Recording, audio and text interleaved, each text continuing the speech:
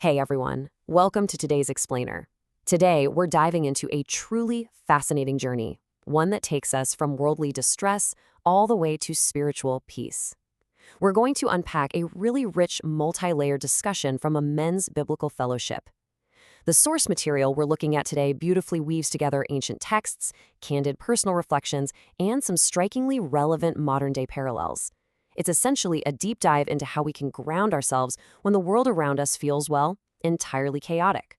So let's just jump right in and set the stage with a question that gets right to the heart of the matter. So let me ask you something right off the bat. What is it that makes you come alive? It's a profound question, right?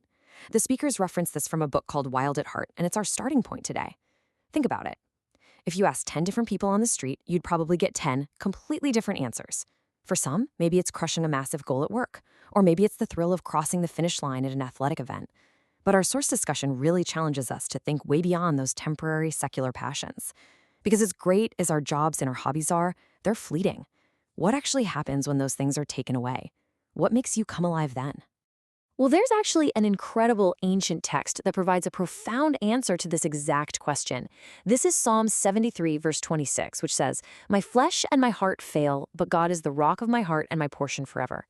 The speakers in our fellowship discussion break this down so beautifully. They explain that the ultimate answer to what should truly make us come alive is resting on that rock. Because let's be honest, our flesh and our human hearts are frail. We aren't perfect, and eventually we all fail. But having a spiritual foundation, having God as your rock, provides a portion, a gift that literally lasts forever, even when everything else completely falls apart. Okay, let's dive into this a bit deeper. What actually happens when our flesh and heart just fail? This specific psalm was written by Asaf, who was a prophet under King David. And Asaf was completely exhausted. He was burned out by the sheer amount of injustice he saw in the world around him. He was staring at society, seeing deep unfairness, and watching wicked people prosper while good people suffered. And he was stressing out, wondering, how could God possibly let this happen? It's this intense feeling of total mental and emotional burnout that comes from just staring at worldly problems. And you know what? That feeling hasn't changed in thousands of years. To put this into perspective, the speakers draw direct parallels to today's geopolitical landscape.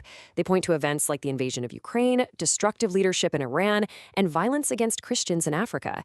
Now, they cite these specific examples to illustrate a really crucial point.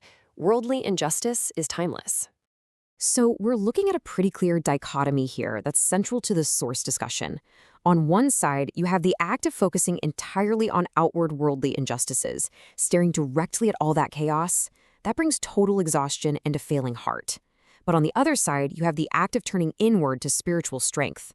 As one of the speakers notes, remembering the ultimate reality that God wins in the end, even if we don't see it happen in our own lifetime, brings a profound sense of peace. So, the big question is, how do we make that pivot? How do we stop doom-scrolling the chaos and actually start finding that peace?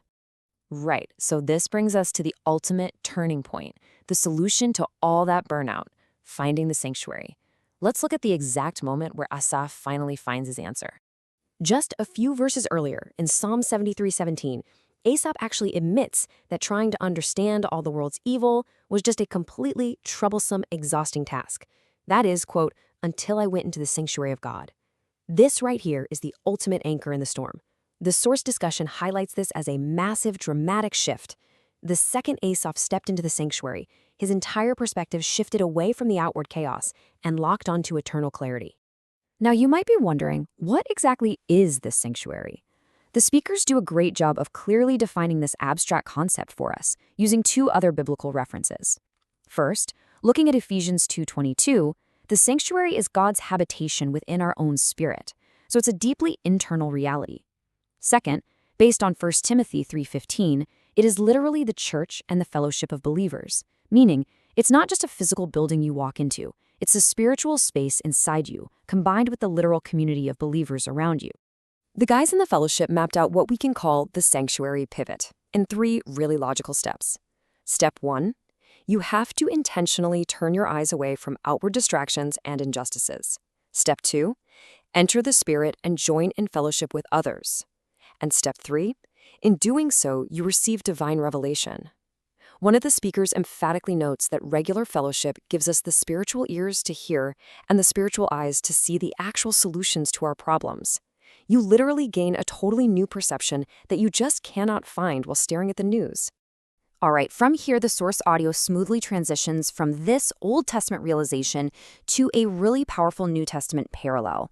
We shift from Asaf over to the Apostle Paul in the book of Philippians, chapter 3. Paul underwent a radical perspective shift that heavily echoes Asaf's journey, but instead of focusing on worldly injustice, Paul's focus was on personal achievements and material wealth. The crucial thing to understand here is the contrast between Paul's earthly life and his new spiritual view. Paul had an absolutely stellar earthly resume. He studied under the greatest minds. He was a super strict lawkeeper, a Pharisee, legally completely blameless. He had literally everything to boast about in the flesh. Yet, when he encountered Christ, his whole worldview flipped upside down.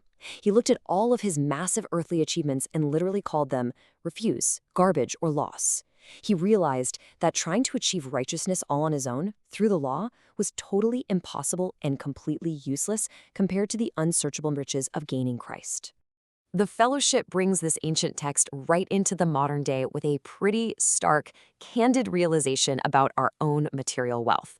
They use a brand new road bike as an example to force a really blunt discussion about what actually happens to all the stuff we work so incredibly hard to acquire. Think about it. Your house, your car, your beautiful furniture. What happens to all of it in the long run? As the speakers note, with just a little bit of dark humor, it all faces one of three inevitable fates. Number one, it will eventually belong to someone else. Number two, it's going to end up locked away in a storage unit. Or number three, it's going straight to the landfill. It perfectly reinforces Paul's exact assertion. Every physical thing is temporary. Ultimately, it all just turns back into refuse. And that brings us straight to the core takeaway from Philippians 3:8. I count all things to be lost on account of the excellency of the knowledge of Christ Jesus my Lord. The speakers make this super clear. Having nice things, experiencing success, being comfortable, none of that is inherently bad. But they emphasize that keeping these things in the correct order is absolutely crucial. If you start putting the house, the car, or that new road bike above your love for God and your true spiritual purpose, well, your focus is entirely backward. Your soul is literally the only thing you get to take with you. Now, keeping everything in the right order, yeah, that is way easier said than done. The speakers connect these ancient texts directly to our modern lives by warning us to beware of modern idols. We live in a society that is constantly, relentlessly competing for our attention. It's literally a battleground for our focus. And if we aren't incredibly careful, we end up prioritizing all the wrong things simply because they happen to be the loudest and flashiest things in the room. Just look at the fleeting distractions our media-driven society throws at us every single day. We're constantly fed a diet of social media influencers, adored movie stars and athletes placed high up on pedestals. The media is just pushing these temporary idols at us 24/7. And the danger, as the fellowship rightly points out, is that these distractions can subtly, quietly guide our hearts in the exact wrong direction. Before we know it, we start chasing these temporary things instead of focusing on our true spiritual purpose. So we have to really weigh these two realities against each other. On one hand, you have temporary, fleeting media idols, people and trends that come and go in a blink, and as one speaker noted, are sometimes just straight up trash for our spiritual well-being. On the other hand, you have the steady rock, the solid foundation, and the moral compass of Jesus. The source material is basically urging us to evaluate our daily focus. Are we building our lives on the shifting sands of media trends, or on the permanent, unsearchable riches of the Spirit? Okay. So keeping God as our rock and avoiding modern idols is simple in theory, right? But honestly, it is seldom easy in practice. We're human. We fail. Our flesh fails, just like that psalm said at the very beginning. We get distracted by problems, by challenges, or just by the next shiny object. But the fellowship wrapped things up with this absolutely vivid, beautiful metaphor: God's long arms.